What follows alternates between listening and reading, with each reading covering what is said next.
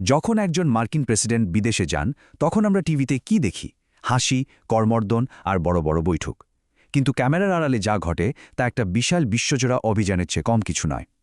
আজ আমরা সেই অদৃশ্য জগতের ভেতরেই উকি দেব। হ্যাঁ, একদম ঠিক। ভাবা যায়, মাত্র ১৫ মিনিটের একটা হাঁটা আর তার পরিকল্পনা অলিম্পিক আয়োজনের চেয়েও কঠিন। আসলে যখন কোনো মার্কিন প্রেসিডেন্ট দেশের বাইরে পা রাখেন তখন তিনি হয়ে ওঠেন এই পৃথিবীর সবচেয়ে সুরক্ষিত মানুষ। আর এর পেছনের আয়োজনটা, মানে যে বিশাল পরিকল্পনা কাজ করে, তা এক কথায় অবিশ্বাস্য। আমরা বাইরে থেকে যা দেখি সেটা তো গল্পের একটা ছোট্ট অংশ মাত্র। একটা সাধারণ কর্মদণ্ডের পেছনে থাকে হাজার হাজার কর্মীর নিরলস পরিশ্রম। যাকে আমরা একটা রুটিন সফর ভাবি, সেটা আসলে একটা মাল্টি-মিলিয়ন ডলারের নিরাপত্তা মিশন। আর এর সবকিছুই চলে মাসব্যাপী করা চুলচেরা পরিকল্পনার উপর ভিত্তি করে। তো এই যে বিশাল কর্মযজ্ঞ, এর শুরুটা কিন্তু সফরের ঠিক আগে হয় না। এর বীজ বোনা হয় মাসা, এমনকি প্রায় আধ বছর আগে। চলুন দেখি কিভাবে এই ব্লুপ্রিন্টটা তৈরি হয়।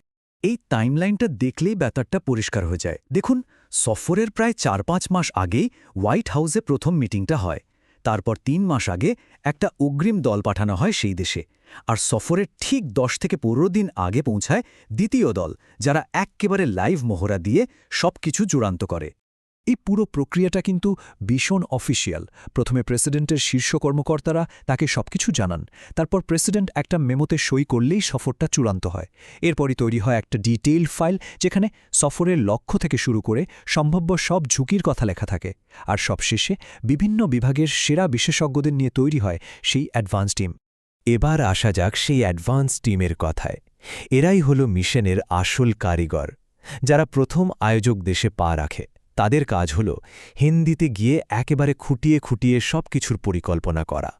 ভাবুন একবার, প্রেসিডেন্টের গাড়ি কোন রাস্তা দিয়ে যাবে সেটা ঠিক করার জন্যে কত কিছু মাথায় রাখতে হয়।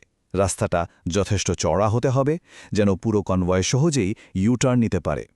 আশেপাশে একটা ফার্স্ট ক্লাস হাসপাতাল থাকা চাই। এমনকি প্রেসিডেন্টের গাড়ির ওপর সূর্যের আলো কোন অ্যাঙ্গেলে পড়বে সেটাও তারা হিসেব করে রাখে। আর যোগাযোগ, ওটা তো এই পুরো অপারেশনের লাইফলাইন।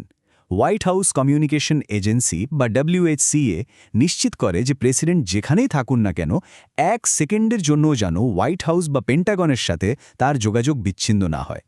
এর জন্য তারা পুরো রুটের ম্যাপ তৈরি করে, আর যেখানে দরকার সেখানে অতিরিক্ত স্যাটেলাইট সাপোর্ট বসিয়ে দেয়। সব পরিকল্পনা তো হলো, এবার আসে প্রস্তুতির একেবারে শেষ পর্যায়ে। সফরের ঠিক আগে দ্বিতীয় অ্যাডভান্স টিম আয়োজক দেশে পৌঁছে যায় আর শুরু হয় চূড়ান্ত মহড়া। প্রশ্নটা শুনে একটু অদ্ভুত লাগছে, তাই না? বানর আবার নিরাপত্তা হুমকি হয় কিভাবে? কিন্তু পরিকল্পনাকারীদের এমন সব অদ্ভুত চ্যালেঞ্জেরও মুখোমুখি হতে হয় যা আমরা হয়তো ভাবতেও পারি না। তো সফরের ঠিক আগে পুরো এলাকাকে একেবারে নিশ্ছিদ্র করে ফেলতে এইসব ব্যবস্থা নেওয়া হয়। মানে পরিচিত অপরাধীদের আগেভাগেই জেলে পড়া হয়, সম্ভাব্য বিক্ষোভকারীদের রাখা হয় নজরে, এমনকি রাস্তার ভিক্ষুকদেরও সরিয়ে নেওয়া হয়। আর সবচেয়ে মজার ব্যাপার কি জানেন? ঘুড়ি, বেলুন ওড়ানোও বারণ থাকে। আর ওই যে বানরের কথা বলছিলাম, সেগুলোকে তাড়ানোর জন্য হনুমানের ডাক নকল করতে পারে এমন লোকও ভাড়া করা হয়েছিল। ভাবুন একবার অবস্থাটা। আচ্ছা, সব প্রস্তুতি তো শেষ, এবার প্রেসিডেন্টের যাত্রার পালা। এই যাত্রা হোয়াইট হাউস থেকেই শুরু হয়ে যায়। এখানে সবচেয়ে বড় কৌশলটাই হলো ধোঁকা দেওয়া।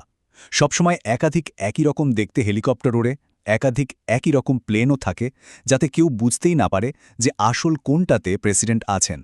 আর যে বিমানটিতে প্রেসিডেন্ট থাকেন, শুধুমাত্র সেটিরই কোডনেম হয় এয়ারফোর্স 1। আর এই বিখ্যাত কালো ব্রিফকেসটা, এর নাম নিউক্লিয়ার ফুটবল।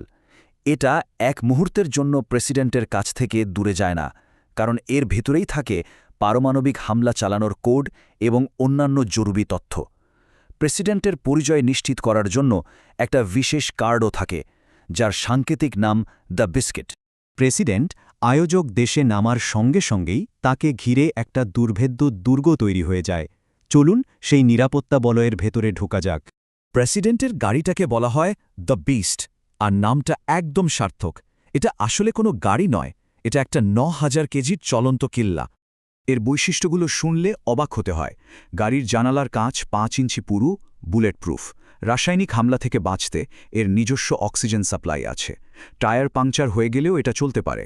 আর সবচেয়ে গুরুত্বপূর্ণ বিষয় হল গাড়ির ভেতরেই প্রেসিডেন্টের ব্লাড গ্রুপের রক্ত মজুদ থাকে, মানে জরুরি অবস্থায় এটা একটা চলন্ত অপারেশন থিয়েটারও বটে। প্রেসিডেন্টকে ঘিরে থাকে মোট 7টা নিরাপত্তার স্তর, অনেকটা পেঁয়াজের খোসার মতো।